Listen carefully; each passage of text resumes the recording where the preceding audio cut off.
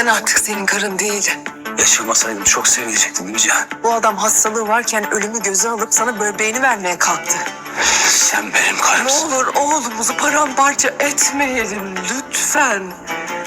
Geçip karşısına senin baban aslında ölmedi, yaşıyor dediğimizde o çocuk ne hissedecek? Çok korkuyorum. O konakta sadakatinde Cihan'ın da gerçek yüzünü görecektir. Aklı başına gelince de gelip babasının yanında duracak. Ali seni istemedin daha ne kadar zorlayacak? I dobrodošli u novi video. Pregledavši najavu 40. epizode, postaje jasno da se Boran ne povlači niti za trenutak i dalje uporno ponavlja da je Alja njegova žena, a Denis njegov sin, kao da pokušava da zadrži život koji mu se raspada pred očima. Upravo u narednoj epizodi Denis će saznati da je Boran živ, ali način na koji će to dječje srce prihvatiti ostaje najveća nepoznanica. Uz to sve upućuje na to da će Alja i Džihan napustiti konak zajedno sa Denisom, a ono što šokira sve jeste da će Denis željeti poći s njima, što za Borana će biti najveći mogući udarac. Iako možemo razumjeti Boranovu reakciju jer je čovjek cijeli život proveo u laži, ipak se postavlja pitanje vidimo li na njegovom ponašanju tragove Ečmelovog manipulativnog karaktera. Njegova hladnoća, kontrola i tvrdoglavo insistiranje počinju otkrivati gene koje je godinama nesvjesno potiskivao. Boran od djetinjstva nosi osjećaj da nešto nije na mjestu. Sada kada je saznao da je Ečmelov sin, a ne Azemov, sve kockice su se posložile. Odjednom cijeli njegov život, svaka rana, odbacivanje i borba dobijaju potpuno novu sliku. Da bi dokazao da je jedini pravi nasljednik, pokrenuo je krvnu osvetu, ubivši Sulejmana i time započeo lanac koji sada više niko ne može zaustaviti. Ali postavlja se pitanje šta to još Boran krije.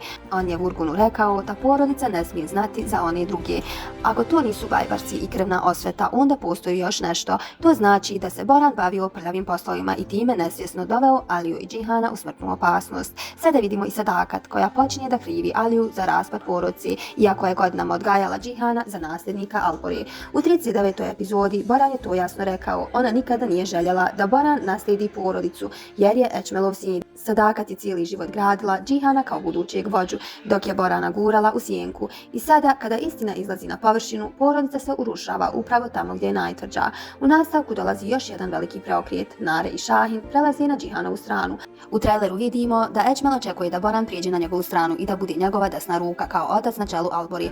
Nakon svega, Šahin mrzi što je njegov sin, mrzi krv koju nosi i odbija sudbinu koja ga je uništila. Zanimljivo je da se u fan teorijama sve više spominje mogućnost da Boran na kraju oprosti Ečmelu, ali tek kad shvati koliko je on i sam postao njegova kopija.